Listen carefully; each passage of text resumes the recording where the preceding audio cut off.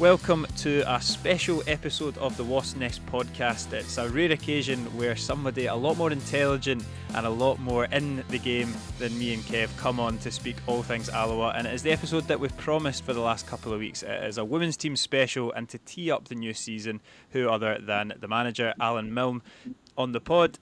Allan, how are we?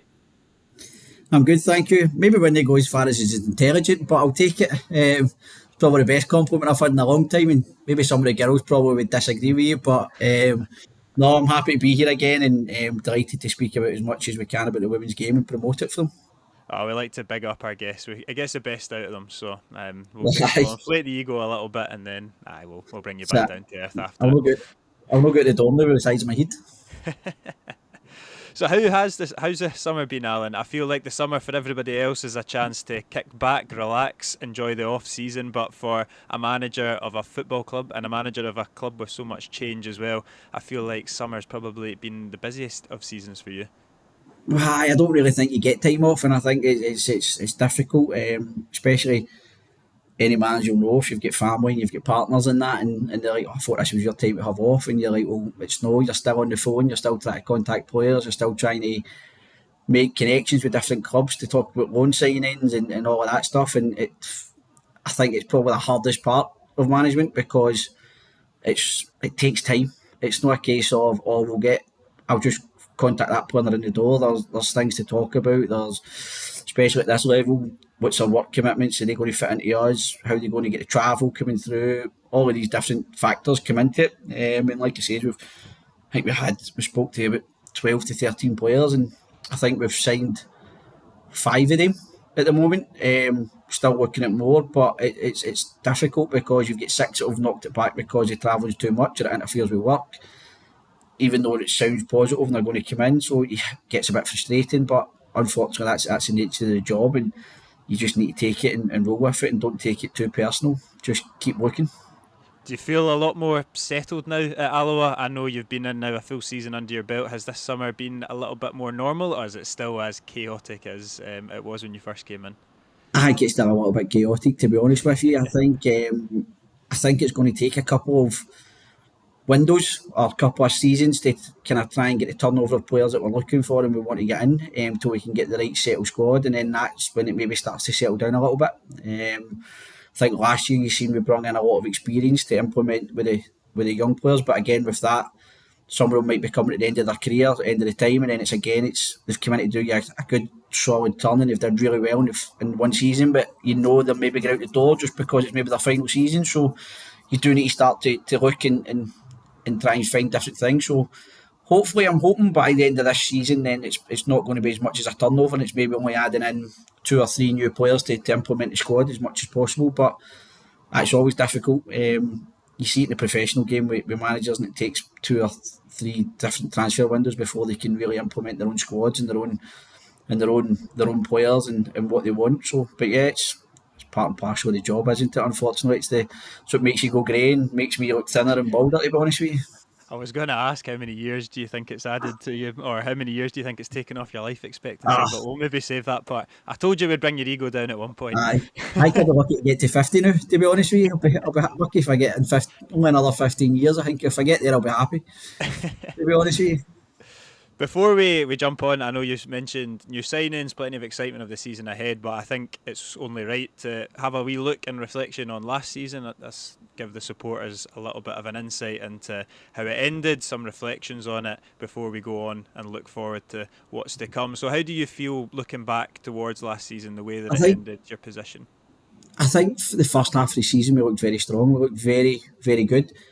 I think in the first part of the season as well, it was much. We only had 13 players, and there was a real togetherness with the group, and there was a real determination to go and win games, and maybe go and win a game in the last 10 minutes of the game or whatever it was, and we just had that wee bit about us. I think as we got to the midpoint of the season, and injuries and for whatever reason, players moving on, players maybe just commitment levels have changed because of work or whatever it is. We lost some players. We lost a key player to go to Australia to continue our career path in Amy Lenathan, who came in and was fantastic for us, just in terms of a person and a human being, but also as a football player. She was really strong for us and really really commanding at the back, and was difficult in 1v1s, and was kind of made us very strong at the back. And when you lose a player like that, it's hard to in the middle of the season to try and recover that. And I think you could feel that a little bit. To be completely honest with you, but and then we lost a couple other players that we brought in just through commitment, and then we had injuries, and it kind of made a couple of bad results, which is gets our heads down, gets that wee bit, and makes it a little bit harder. We finished fourth, which is an improvement than the season before, which I'll take that as improvement and as progression and as a positive. I think the girls knew themselves and probably us knew that there was certain games we lost that we should have won, which would have mean we had a more commanding finish to the season. But look, it's a learning curve for everybody. It's a learning curve for myself, the coaching staff, the players, some of the young players to deal with those pressures, especially if you're going to play like for Alloa Athletic. We need to be a club that strives on being better and being competing as much as possible, because that's what the club want, that's what the board want, that's what everybody wants here. We want two successful men's and women's teams. So yeah, it was a proper learning curve for some of the girls to just come in to get used to a few things. But I think it is what it is, and we take on from next season, and it's one of those things we need to build on. Is how do we learn from those lessons last year when we got to those moments and we were struggling, and try and be a little bit more resilient, a little bit more competitive, a little bit more stronger within the game. But look, that's what football's all about. There's setbacks all the time. There's probably been about 10 setbacks this season already, in pre-season, with what you say, talk about trying to get players in. So it's about how we deal with those setbacks and push forward. It's interesting when you talk about wearing the badge and the pressure that comes with that. Do you feel that with the women's side as well in the league that you're playing in, that coming in as Alloa Athletic in all the tracksuits and wearing the badge and the kit, do you feel that adds an element of pressure, or other teams see it as a shot at, a professional football club, and they're looking to up their game? I think you've got to. I think you have to, especially in. I don't care whatever level you're at. If you're representing a professional football club and you're getting a chance to play at a stadium like we play at, and you're getting all the kit that we are providing, and not allowing, for example, the girls don't pay to play, and that's fantastic that we can offer that. I think you've got to look at where can we go and where can we be. And I think with the infrastructure that's at the club and what we can offer, we do need to focus on, right, how do we get up that? Because a lot of our teams in our league they pay monthly fees. Some of them might need to pay for their training kits. Some of them might need to do this. Some of them might need to do that. So we should be within that looking and going, right, we're giving you all of this and we're giving that and we're giving that environment to try and be, it's better, probably our environment is probably better than some championship and League One teams, never mind just the teams at our level. So we need to have that. That's where we should be. That's where we should be, and they need to have that kind of mindset as a group.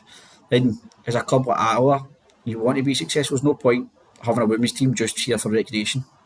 Yeah. That's no point at all. Absolutely. And I think that will resonate with the supporters as well. The fact that the pride in the badge and what it means to play for Alloa Athletic, I think that is something that it will resonate with all supporters. So it's really encouraging to hear that. In terms of last season, let's end it on a high. I know. Sorry. I think anything you say there, Kieren, depending on what you're doing, is whether it's a boys' club, whether it's a girls' club, whether it's whatever it is, you should always have pride in what you do, Yeah. and that badge that you're wearing, and what you're doing. For me, I've played it just not long ago. I was coaching with Hairstains amateurs, helping out, and again, they should be proud to be. They need to play for that badge in the front and be proud to wear that with all the kit. Played with Glasgow Harp at amateurs level as well, and I was every time I went on there. Even just the volunteers in the background, the people doing the stuff in the background, giving up their time, I felt that, you know what, I had to make sure that I performed, and I gave my 100% best for the hard work they do in the background to make the club to make the club run, to make the club do things. It's the same here. Can't just be, look, you're getting all of this and you're getting all of that. You have to have, wait a minute here, these guys are putting a lot of hard work in, we're getting all of this stuff. You need to have that pride in what you do and go, do you know what, we need to be, when we step over that line, we're going to give 110% for each other and for the club. It's motivational, mate. I'll grab my boots now and I'm running over that white line for you. But no, it's really good to hear, and I think that is what the supporters want to hear, is that passion and that pride for the badge. Before we move on to what's to come, What was your personal highlight of last season? It was a really successful season. There was lots of highs, but you looking back, is there one moment or is there a collection of things that you look back on and go, you know what, I'll remember that for the years to come? Um, I think if I go back to, I think it was a game against Glasgow Girls we played, and we beat them 3-2. And we were down to the bare bones. I think at one point we had only 11 players because one of the girls was going on holiday that day and she had to leave, and with injuries and things like that. We were getting beat 2-1 and with 10 minutes to go, and just to see them fight and have that kind of, like you say, that pride in that we're not getting beat today. No matter what happens, we're not getting beaten. We're on to win the game 3-2. I think that set the tone for the first half of the season for us. And to hear them in the changing room after it, they had the songs on, they were singing, they sounded like a team, they sounded like a thing. And I think that's where I had a moment where I thought, you know what, we've got something here. We've got something. We still need to add, but I think we've got the kind of nucleus here that we need. Don't get me wrong, throughout the season there's been hard moments and that goes away. But again, it's about, can we bring that back? Can we have it? So I think that was a real high moment for me, and a real moment of, we've got something here. We've got players that have got that wee bit about them that want to get stuck in and want to drive through. But also just getting to know the girls and getting to know them and spend time with them and build relationships. Some of the relationships I've built I'll keep for the rest of my life, and keep in contact with them, and still hopefully in years to come we'll meet up and have drinks together, or go out for do something together as a group again, and that's the whole part of football, and the beautiful thing about football is you can do that. Yeah, it's a special group, and I'm looking forward to talking a little bit more about the characters that are in that group. But before we get to that, we'll talk about this overarching, this change at Alloa Athletics Women's Club that has really taken it from the next to the next level, and that professionalism and that financial backing, and that comes down to two major sponsors. The first one that we'll talk about is one that was on board last season in Yep. Stirling Mills Affinity. That must be massive. It's such a big part of the community. It's a focal point of Clackmannanshire, and to have that in the front of your home shirt and to see the girls there doing the photo shoot, that's a big backing going into the season ahead, and that's really encouraging. I think it's massive to have such a unique kind of sponsorship like that, because ever since I've known it, I've known Stirling Mills to go down there, and I remember going as a young kid, maybe once or twice. Obviously, staying in Glasgow, it wasn't regular, because of the travel, but I've been there a few times, and you do go and you're excited when you went and stuff like that. So it's been a focal point for most people in life in Scotland in terms of being there. 'Cause I think it's been there for, if I can remember, at least 10 years. So that's been a long time. It's been there. Maybe changed name a few times or changed different managements, but it's been there as an outlet for a long time. But to have that backing, and to be able to walk about, and we've got Affinity Stirling Mills on our shirts, just massive. And to have a global, if you want to call it a global kind of brand supporting the women's team and try to help develop the women's game in Clackmannanshire, I think it's brilliant. Yeah, it's fantastic, and I think it's so important that the women's team are intertwined into the community, and that's something it's a challenge for the men's team as well. Is I really loved the evening that we spent at the shopping mall and seeing the girls in and around it and getting their photos taken, and that's something that's so important to show that the players are not just committed to yourself, to the team, and Yep. to winning it, but they're committed to the community. They're committed to the place that they are at this moment in time. 100%. Like you say, you've got girls here that have travelled from Glasgow through to do that. One of the girls was from Livingston, one of the girls from Bathgate came just to spend a couple of hours and do that photo shoot on a Friday night, 3 or 4 hours. So it just shows you that they've got that commitment level, and they've got that, right, let's go and let's go and showcase Stirling Mills, let's showcase it, let's give them the backing. And the guys there and Nicola and that are fantastic. Anything we need or anything we want, we give them a wee quick call and that, and they're like, yep, not a problem, just get yourself down here. And if it's anything, and even just to, if they kind of just putting stuff on their social media and stuff like that, is massive as well for us, and they've got a big reach as well. So it's brilliant just to keep that partnership going, and hopefully it can continue for a few years, not just 2 years and then it's done. I would like to keep it going for as long as I'm here. Can we keep that going as much as possible? Absolutely. Yeah, full credit to the girls. They're a lot of fun that night. And any people that can put up with my patter for that long as I'm behind the camera with the To wacky be ideas. fair, I think it was bad that I have to take credit to you for dealing with some of their part, to be honest with you. Some of them were a bit mental. Yeah, well, that's it was good fun, but we'll keep the conversations off air for some of them, some of that cracking patter. The second sponsorship that I want to talk about, and it goes further to me than a sponsorship. Affinity Mills absolutely is the same as this, but Davis Distributions have come on as well. It's a sponsor on the front of the away shirt, but you know more than me that it's so much more than that, isn't it? 100%, and with the David Distributions coming in, and I think it's a massive thank you to Jamie and the guys there that's allowed us to give the girls that wee bit more, to make them feel more like a football player when they walk in the door here, to make them feel kind of, how do you want to say the word, not loved but valued as much as players in that, and allowed us to be able to go and get them brand new training kit, game day kit, bags, even just down to the small things. Every single one of them's now got one of the big winter jackets, so when it gets to the winter, they can wear that to the games as much as possible. So it's allowed us to create that kind of bit more environment where we can offer the same as SWPL 1, SWPL 2, still at the lower leagues, and that's fantastic. And Jamie's a guy he's self-made in terms of his money and that, and he knows finances, he knows how to make money. So for the women's team, that's brilliant. The fact that we've got a guy there and that's what he says. He says football's yours bit. He says my bit's about how can I get money in, how can I get the finances in, how can I get the backing in from the local community, and with him being from the area and having somebody that's local to come in and give back to the community, I think is fantastic. And with the fact that I think he's going to be able to represent the women's team higher up and talk to more of the board members and give that voice to the women's team, I think is fantastic. And it's what we need. And it's what we need for that kind of bit of equality and that little bit of diversity within the club. That if you want to have the women's team, you need to not just go, oh, we'll have them, we'll sit them at the side. You need to have that voice to them. You need to have that Yeah. right. Well, this is what we're doing at the women's team. This is what we've got. We've got this. We've got this. We've got that. We've brought in this and things like that as well. So it can just highlight to the board. Like, wait a minute, here they're doing things this way and that way. And as much as we're the same club, we might do things slightly different in terms of sponsorships and finance and different things like that compared to the men's. And that's just the way it is. You need to have your own identity as well as being part of the club and having the same morals and same values. You still need to have your own identity. It's not just we're spitting image of the men's. We need to have that wee bit of identity that makes us still be the women's team as much as possible.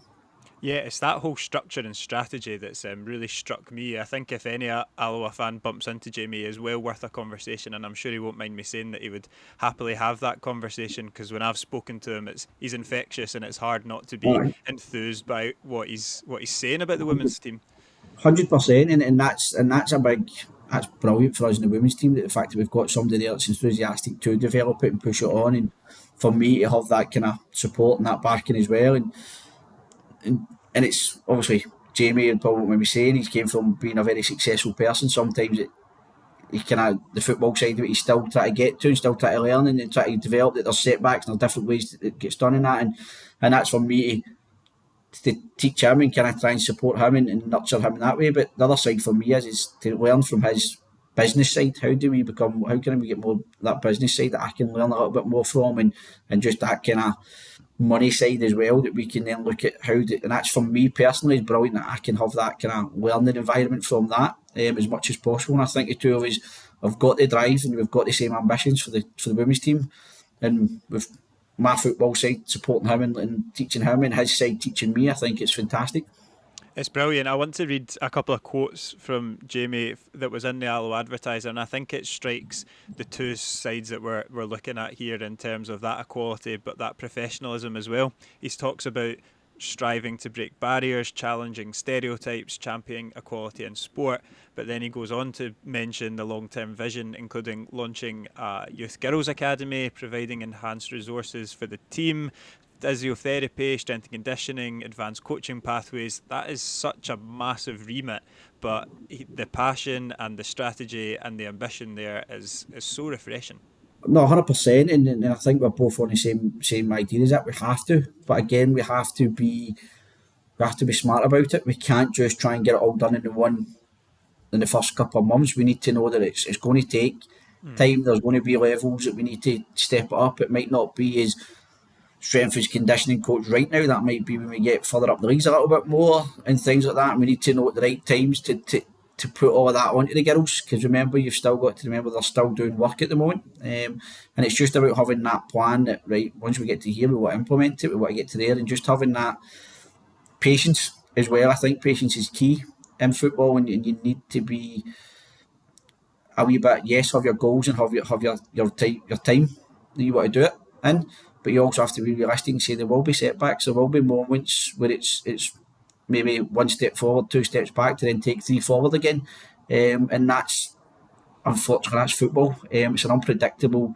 environment, as much as possible, and being in it for so long, I've seen the highs, I've seen the lows, I've seen the stresses, I've seen the hard work, I've seen sitting at night time trying to deal with situations. So, there's yep, we want to get there, we strive to get there, but we obviously just need to be kind of, and me, Jamie, and that are very clear on that. We need to be a little bit, take our time, not just go whole gun ho right now. It's just about simply chipping away and chipping away and chipping away as we go, and just implementing them as more things as the season goes, and then for next season again, and then for the season again, and for the season again, and just kind of having that kind of bit of patience, but still working hard and to get everything right.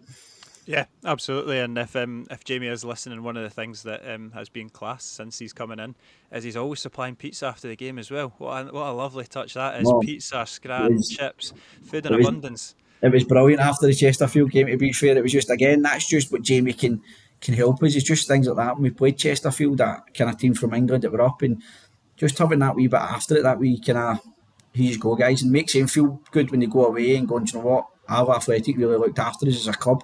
And I think that's key as well. And Jamie gives you that kind of freedom and that kind of support to be able to do that, which is fantastic. Yeah, no, it was fantastic. I can testify that. Although I didn't put any of the hard work in on that Tuesday night, we spoke about adversity. We spoke about changes and potentially setbacks. It's always with football, with when good things are happening, other things present challenges. And I know this summer has had its challenges, and one of those being Sean stepping back from your coaching team. A word on him and the work that he's done to get us to this point, and how big a miss he'll be in the dressing room. I think Sean will be a massive miss, especially a lot of the girls. Sean was a bit like an uncle to them all. It was kind of, was very much a kind of person that we'd go and speak to a lot, and things like that. And don't get me wrong, so sometimes Sean was his own worst enemy, and being too open for them. They might have just been bogged down too much, but that just shows you the character of the guy, and who he was, and he just wanted to help people as much as possible, and things like that. But even in the background and stuff, Sean changed here in terms of the social media side of it, in terms of his vision in that, and pushing that, and putting the hard work into that. He took us to another level in terms of social media, and getting us out there, and showing the kind of professionalism and the quality of work that we delivered, so that people could see it, and got us more bigger following, bigger backing, and just had that. And as well as doing the coaching side of it and being on the training pitch, he put that hard work in the background, and I can't thank him enough for that, because media's not. We've had many conversations, Kieren, and media's not my strong point. Nah, social media and all that stuff's not my strong point at all. So to have somebody like that and doing that was fantastic. And again, Ryan had his input and all of that as well. And I think the three of us collectively had a good input. But Sean was the one doing the work in the background, and together the three of us kind of created a social media that I thought was challenging maybe some of the top clubs in the women's game, to be completely honest with you. But again, that's credit to the guys, Sean and Ryan as well, to do that. But he'll be missed. I'll miss his face about the place. I'll miss him just winding me up, annoying me. Probably talking about Celtic about something just to wind me up even more.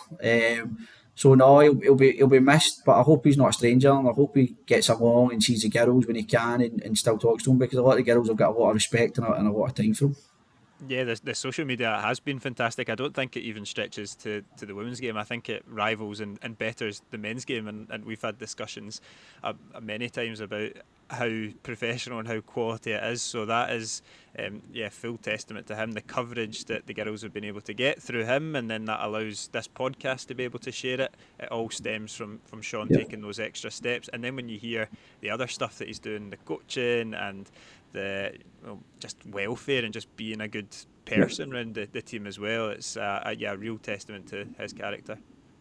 No, 100%. And again, when he left, I can't thank him enough. And I hope to see him back at the club at some point. Obviously, he's had to take on more responsibilities in terms of the fact that he's got a wedding to save up for next year, and obviously he's looking to get a house this year as well. So that's kind of one of the main reasons. But like, he's I support him in terms of going and doing that. I think you need to put yourself first in this side of it. Unfortunately, we don't get paid full time hours. I'd love it, and I'd love to be able to give them all that, but we don't. So he's had to put a bit of focus somewhere else, and I hope it all goes well for him, and I hope the wedding and everything is brilliant next year, and he gets what he needs. And again, like I says, if he ever needs anything or just wants to be back involved, then the door's always open for him because he's been brilliant. 100%. And since he's announced that news, I have spotted him at one women's game and one Celtic game. So maybe we'll come back at the end of the season and see what that tally looks like. See how it compares. Probably more Celtic games, to be fair. Yeah, we'll see. We'll see. In terms of new faces coming in on the park, you mentioned that there's lots of new girls coming in. They come from a range of different experiences and a range of different players and personalities as well. Do you want to talk and do you want to tell the supporters Yeah, about some of the exciting talent coming in? Yeah, so we've signed some decent players who've come in, and we've signed already. We've signed Neve at Wigan, who came in from Armadale and still in uni, who's been. She goes about her business quite quietly, actually. Yeah. She just gets on with it, and has got this kind of tenacity about her, and just does the simple things well, and conducts herself in the right manners. And she's been brilliant. She's come in the door. So been really pleased with her. We brought in the girl Sophie Rupp as well, who used to be at Stirling Uni. Again, she's another girl who just goes about her business, doing the right things, and has got 100% work rate. She's got a heart of a lion, to be fair, in terms of how much she puts in. And again, very good talker, comes and talks and really kind of supports the girls on the game and speaks in the game. So she's added that as well and a bit of experience. Still to announce her, but we've got Chloe McNaught, we signed in from Motherwell's under 18s, who's got bags of talent. Some of the stuff she does with her left and right foot is fantastic, and you see it in games. She's got this vision, and she just got that wee bit of creativity for us, which I think at times in the second half of last season we missed a little bit, and just kind of needed that wee bit more from midfield.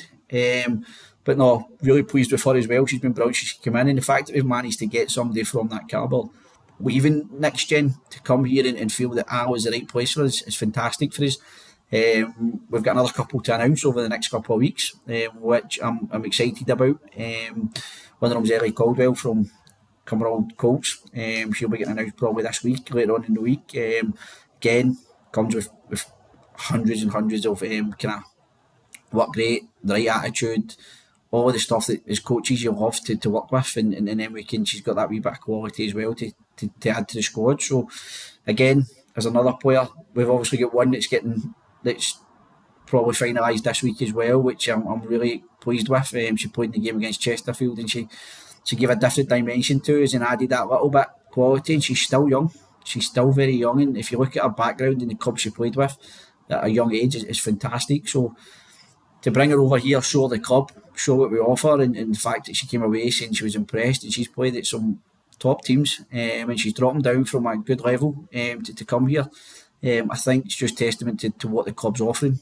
But she made a real difference, and also Kieren, you were at the game and seen her and things like that. We've also got another one we're trying to get over the line that and announced, and Kev was there watching that game, who is fantastic talent, a real big, she'll be a really big player if we can get her in the door and we can get her over the line.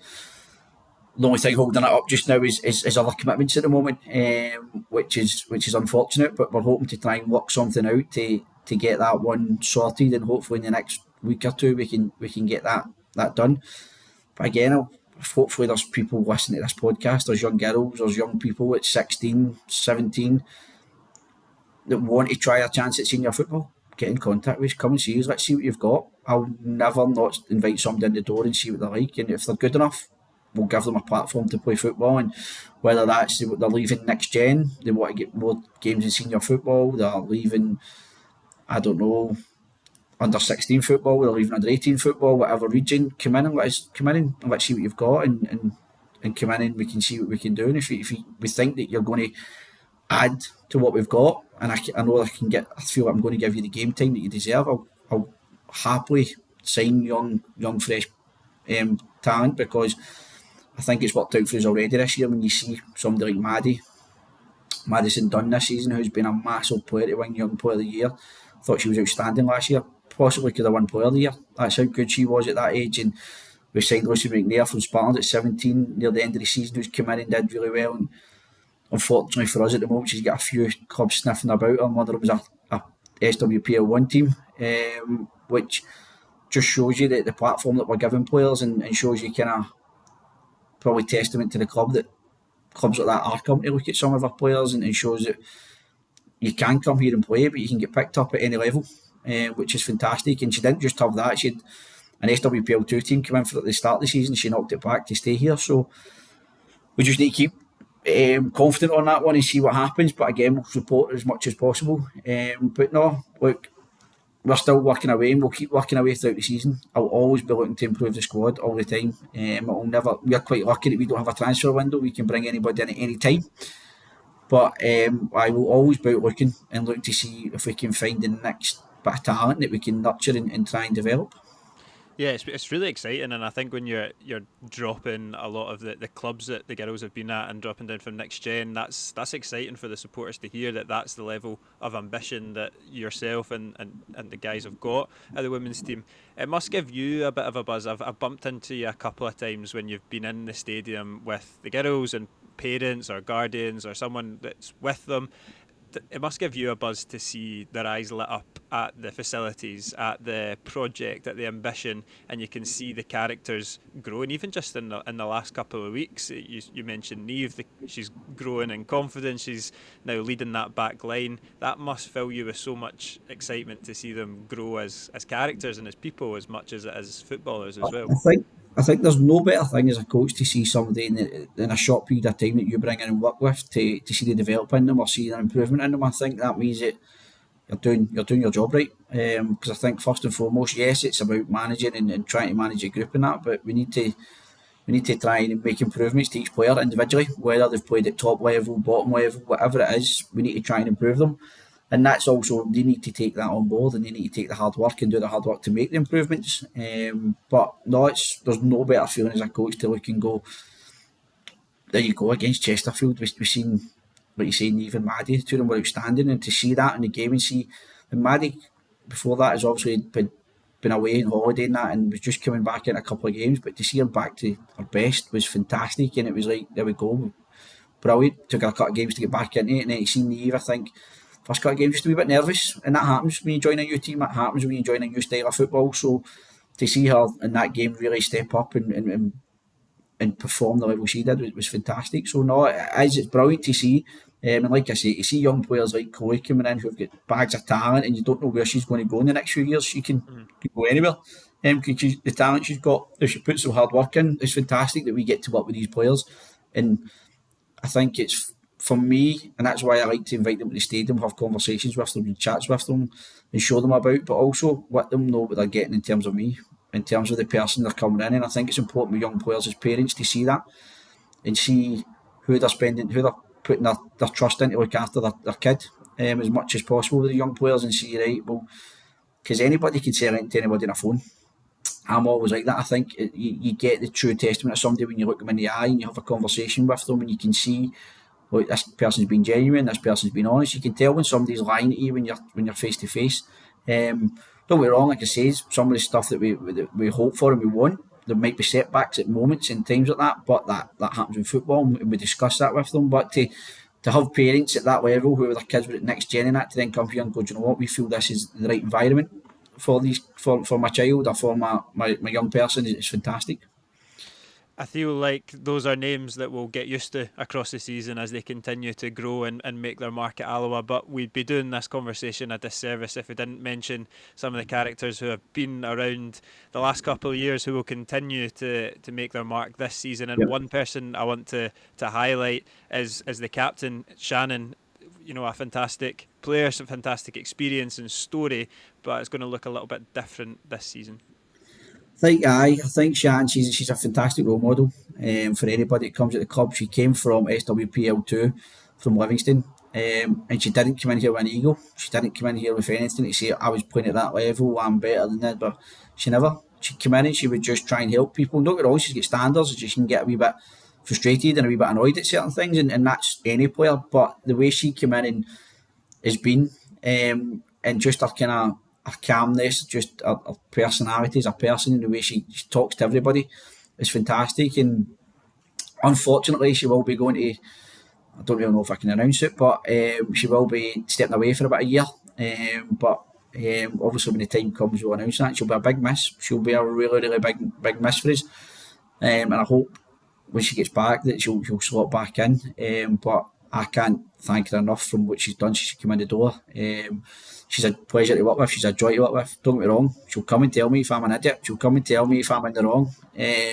She's no shy and let me know that. But she'll also take responsibility and tell players as well. So she's been brilliant. But she took over for last season. But I also need to give credit to Terry Deegan for the first half of the season in terms of being the captain. She grabbed the games by the scruff of the neck quite a bit to go and help us and give us that kind of, don't want to say that kind of nastiness, but can I see that wee bit of the dirty game, the tackles and just having, sometimes she just takes a tackle to get the team up for it, or just takes that wee bit of strength in the midfield, a stronger tackle. So yeah, she kind of led when she was on the park as much as possible, as well as being an experienced player. So I also need to give credit to her, and it was just through work and commitment level she just felt that she couldn't give us what we needed as a captain, and then that's when the natural choice was Shannon to step in, and she stepped in and done a wonderful job. I think you see that in terms of last year winning David Glencross's Player of the Year, winning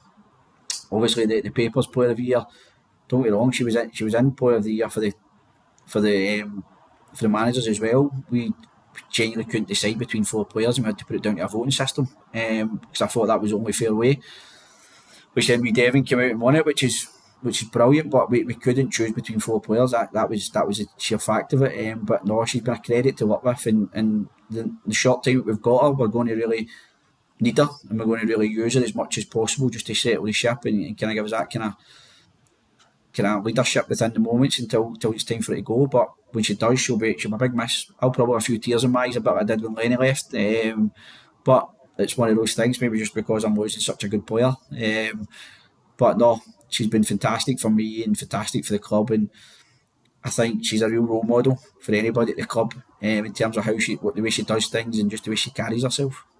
Yeah, we'll definitely get her on the podcast, I think, in the next month or two, because as an ambassador for the football club, a bit of an unsung hero. So it'll be good to share her story of what has been a really successful career so far. And like you say, there's still more to come. You mentioned Devon, and there's so many other girls who are part of that core who have been here a couple of years now, and have kind of come through that journey as a group and as a teammate. How important is it that they're here to welcome the new players in, but also just continue to push the standards? And there is too many to mention, but there is a good nucleus that are now kind of getting into a couple of seasons in Alloa. Yeah, if you look at it, to be fair though, since the moment I came in the door, I think there's only, off the top of my head, I think I can only count maybe three that have been here since the first moment I came in. But the other ones have been in now the door for about a year and a bit, and have been fantastic. And like you say, there is big characters here like Devon, like Amy Curry, like you've got Alex here that was here from the start as well, Alex Hyde, who should be some of the ones that have to come in and bring people in. Again, you've got people like Terry Deegan welcoming people in when they come in the door. Another one that's maybe not played as much last year due to injury during the Hingleys, like Leslie Monroe as well, coming in, and she's really good with a lot of girls. She's took it on a role to say that she's the new union rep for the women's team, as much as possible. So she has that wee bit of laughter with that one, and I'm the union rep. Which I'm still waiting for my union meeting with that one, to see where it goes. But again, another person that's been in the game and welcoming, and again we've got that kind of, with those players like that, that are make it welcoming, that do make it as fun as possible. As you know, you've met Amy Kelly a few times. She's mad as a brush, and it's hard not to laugh at her in training. It's hard not to have that infectious with her. But again, there's a few of them there.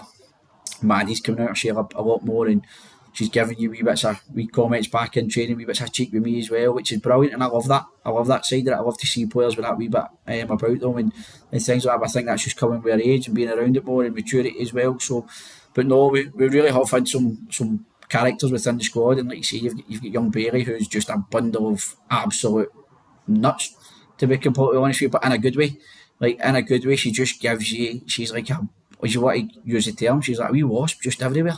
No matter where she is, she's just everywhere buzzing about. And again, she's infectious with that as well. And she's a big character within the squad as much as possible. So we've got some real characters in there, as well as having, you've got Devin, you've got Shan, you've got Terry. Do you know what I mean? So you've got a lot of real characters in there that do have that kind of, that make it a fun environment for as much as possible. And I think that's been one of the key things. Anybody that's come in the door has says about how welcoming it's been. Whether they've signed or not, they have always says the girls have been brilliant with them. And that for us is all we can do is make it an environment where people come in and go, do you know what? The girls have been brilliant. It's a good environment, and that's a big thing for me. Yeah, absolutely, and I can testify to that as well. They've been classed a couple of times. I've met them over the last couple of weeks. It does sound though that despite Shannon's departure, you've got a pretty long queue forming of people that will tell you you're an idiot. Should she not be able to do it anymore? Well, you've seen that Kieren firsthand. I'm pretty sure every single one would happily, if you come on this podcast, they'll happily tell you that I'm an idiot or I'm this, I'm that. They'll genuinely not. But again, that's the kind of relationships you want. You want your players to be able to have that kind of. The last thing I want is all the players to be fair to me. That's you're never going to get anybody to play for you if they're fair for you. So yes, I have standards, and you need to know that if you don't perform well, then I will go. I'll let them know that, and I will be firm and I'll be hard on them. But I want to have a laugh as well. I'm here to enjoy it. I'm here to have a laugh. I'm here to have a joke. I'm here to have a carry on. I'm here to, if they want to call me an idiot, if they want to call me whatever, some of the words are maybe a wee bit stronger than an idiot, but so be it. So be it. That's the whole point of it. It's about just having fun. Yeah, I think the best way for supporters over the course of the season to get to know them is to obviously come to the games, but we'll hopefully, me and Kev, have all of them. I think would be an ambition to get all of them doing mini podcasts, and then we'll see how good and quick their wit is when there's a mic in front of them. But I welcome it. I hope you've got a lot of earbuds for that one, because your ears will be ringing by the end of the season. We'll have a swear jar going, and then we can have a good night out at the end of it, Just for us three.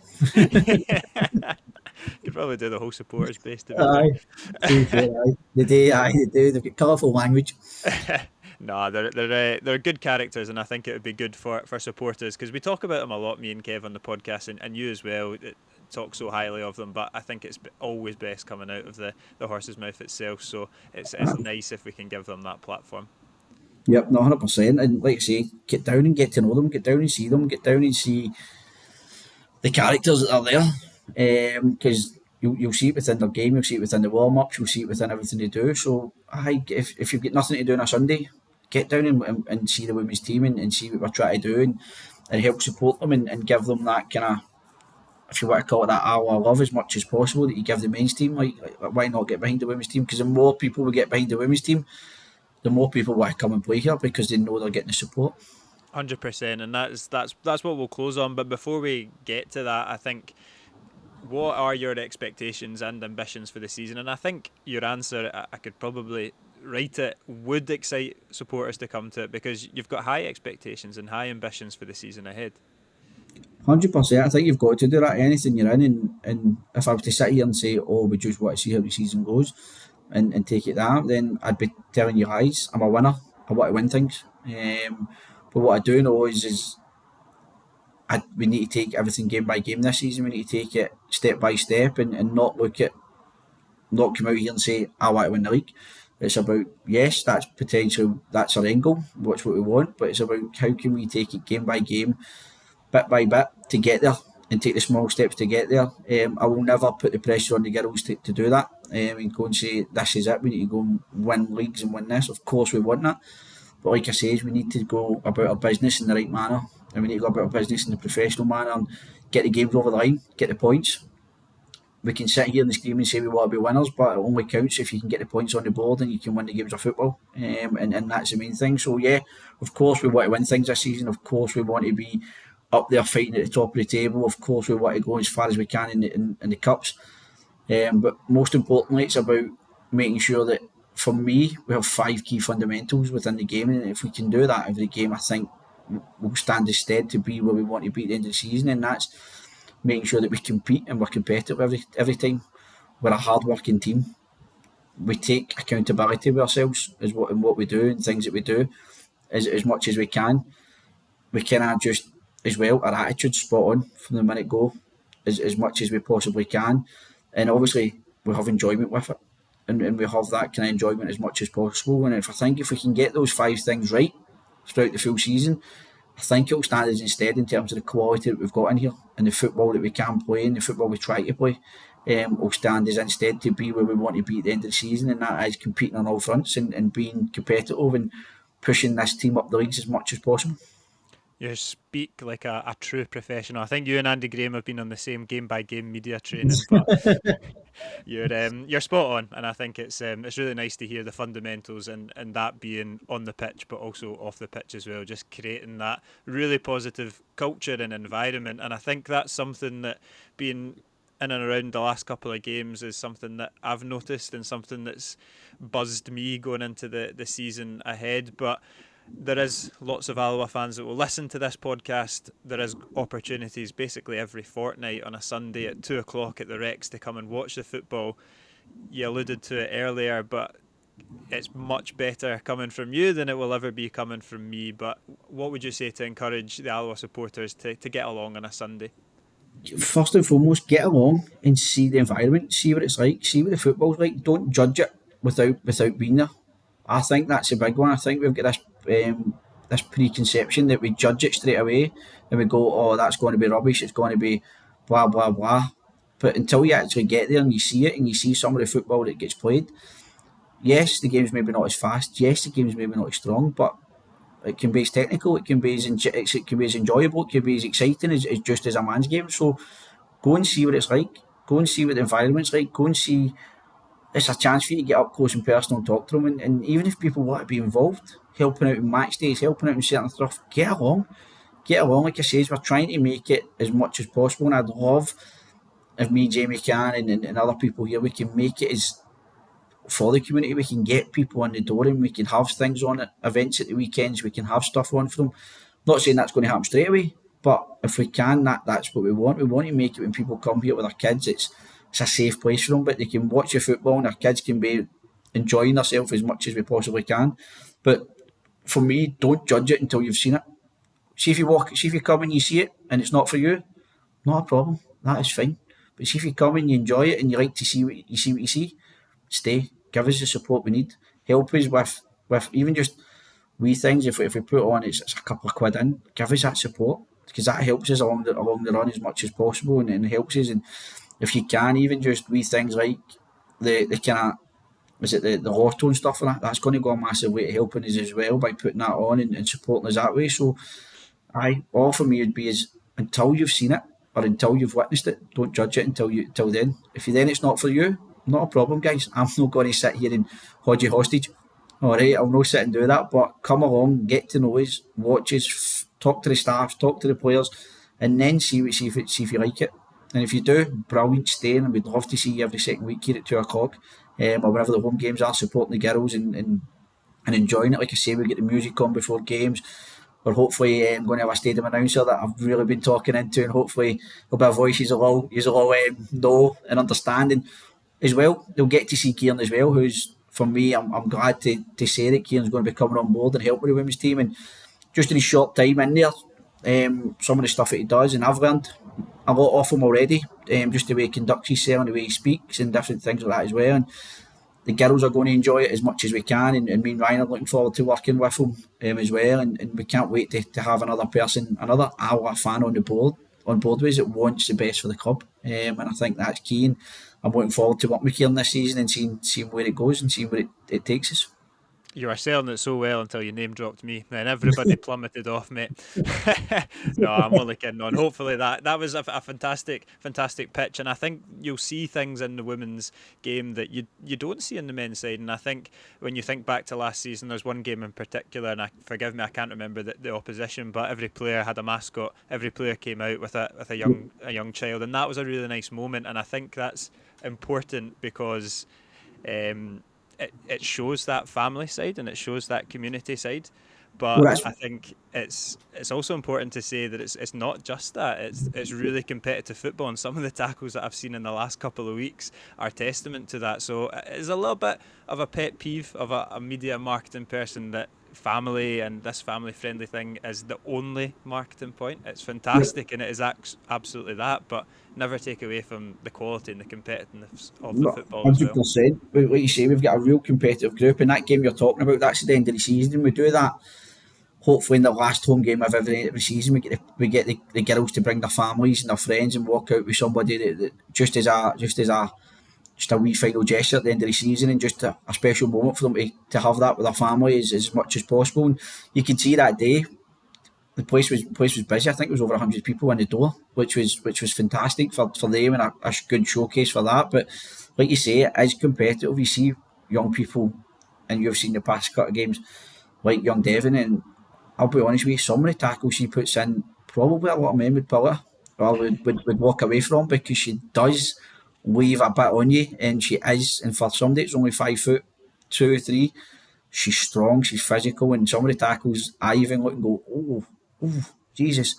Don't get me wrong, she injures herself quite a lot, but she gets up and gets on with it. But again, there is that side of it, and there is a few of them like that are not scared to stick a tackle in there and move and be physical. And there is a bit, and sometimes you might see a couple of wee arguments and a couple of wee head-to-heads and things like that as well in the women's game. It's not just in the men's game, so there's a bit of everything. Like I say, the only difference is for me is speed and strength. Everything else is still the same. It's a game of football at the end of the day. And if there's goals and enjoy it, and there's lots of goals and there's lots of good football, why not go and enjoy it?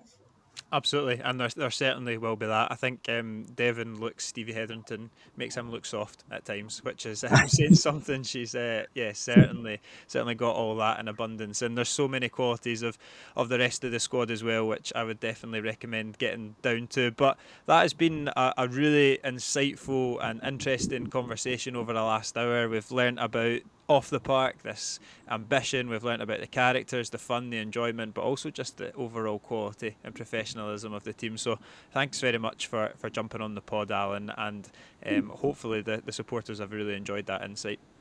No, thanks for having us, guys, and I've really enjoyed it. Again, any chance I get to talk about the women's game, I'm more than happy to. I just think it's needs to be pushed in the right manner. We need to try and get as much support as possible. So, no, guys, thank you. And again, all I can say is thank you to your support over the last year, and just even having that wee bit about the women's game and the podcast has been spot on, and it's helped. And some of the girls every week will be looking at the podcast to see what's going to get said, and see if their names in it, or hear anything like that. So again, it's been fantastic, and to have your support again this year, and obviously yours, Kieren, in a more kind of coaching manner as well beside me, and hopefully Kev, when I kind of try and convince you to do some more stuff as well. So no, all I can say is thank you on behalf of the women's team for your support as much as possible.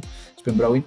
No, I better watch what I say in this podcast now that I'm going to be jumping in these rondos and these small-sided games. So I'm very much aware of that. But no, thank you very much for coming on again, and thank you very much for listening to this special edition of the Wasp Mess podcast. Cheers, guys. Thank you.